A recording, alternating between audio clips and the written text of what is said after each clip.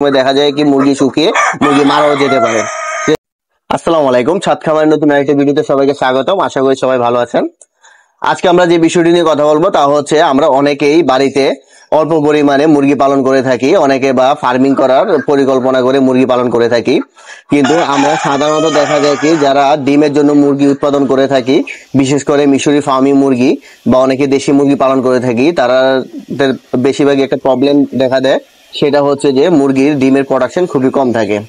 এর ক্ষেত্রে আমাদের অনেক কিছু ভুলগুলো কাজ করে।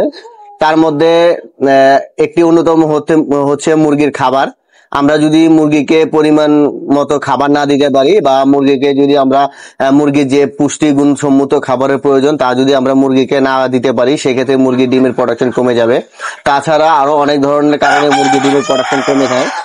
সেক্ষেত্রে হচ্ছে আমরা যদি জিরো বাচ্চা থেকে মুরগিকে যদি ডিমের জন্য কাউন্সিলিং না করে থাকি, ডিমের থলিতে যদি মুরগির চর্বি জমে যায়, সেক্ষেত্রে মুরগির দেখা যায় কি মুরগির প্রোডাকশন কম থাকে ডিমের।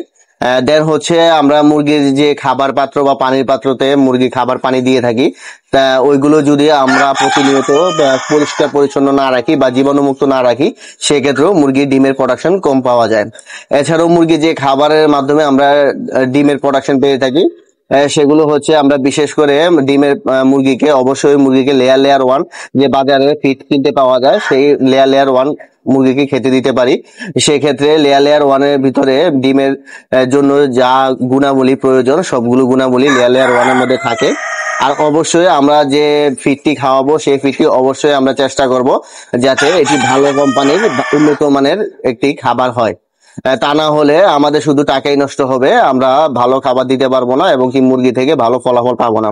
তো অবশ্যই সেই ক্ষেত্রে আমরা ভালো উৎপাদন পেতে গেলে মুরগিকে সুষম খাদ্যের কোনো বিকল্প নেই, অবশ্যই আমরা চেষ্টা করব মুরগিকে সুষম খাবার দিতে। তাছাড়া মুরগির পানির সাথে আমরা নরমালি কিছু ভিটামিন আছে, এগুলো আমরা প্রয়োগ করার চেষ্টা করব। বিশেষ করে ডিম উৎপাদনের ক্ষেত্রে বা ভালো প্রোডাকশন পাওয়ার ক্ষেত্রে আমরা যেসব ভিটামিন গুলো ইউজ করে থাকি ছাদ খামার থেকে, তা আপনাদের সাথে শেয়ার করব। তা হলো যে আমরা ডিম উৎপাদনের জন্য মুরগিকে জিঙ্ক দিতে পারি, এবং কি জিঙ্কের পাশাপাশি ক্যালপ্যাক্স এবং কি মাঝে মধ্যে AD3 ভিটামিন রেনা AD3, পাশাপাশি হচ্ছে ইসেল, এবং কি মুরগির ডিমের সাইজ যাতে সুন্দর থাকে সেক্ষেত্রে আমরা ইক ফর্মুলা ইউজ করতে পারি।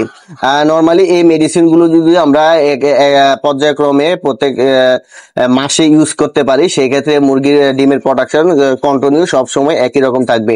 অনেকে দেখা যায় কি প্রথম অবস্থায় মুরগির ডিম অনেক ভালো পারে এবং কি পরবর্তীতে আস্তে আস্তে মুরগি ডিমের প্রোডাকশন কমে যায়।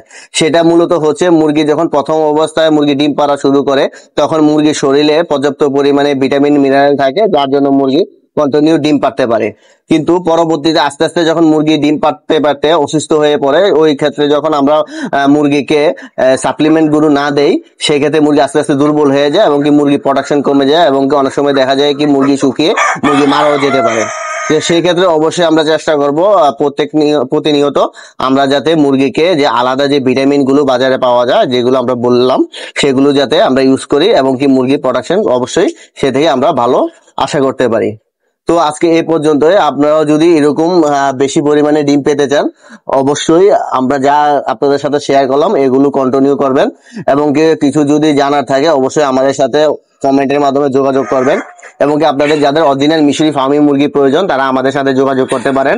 আমাদের লোকেশন হচ্ছে কুমিল্লা সিটি কর্পোরেশন, ভাটপাড়া 1 নং ওয়ার্ড, পূর্বপাড়া, ডাক্তার বাড়ি, এবং কি আমাদের হোয়াটসঅ্যাপ নাম্বারের মাধ্যমে আমাদের সাথে যোগাযোগ করতে পারেন। আমরা অবশ্যই আপনাদেরকে ভালো মানের অরিজিনাল মিশরি ফার্মিং মুরগিগুলো দিয়ে থাকি, A গ্রেডের এবং কি ভ্যাকসিন কমপ্লিট করা। ধন্যবাদ।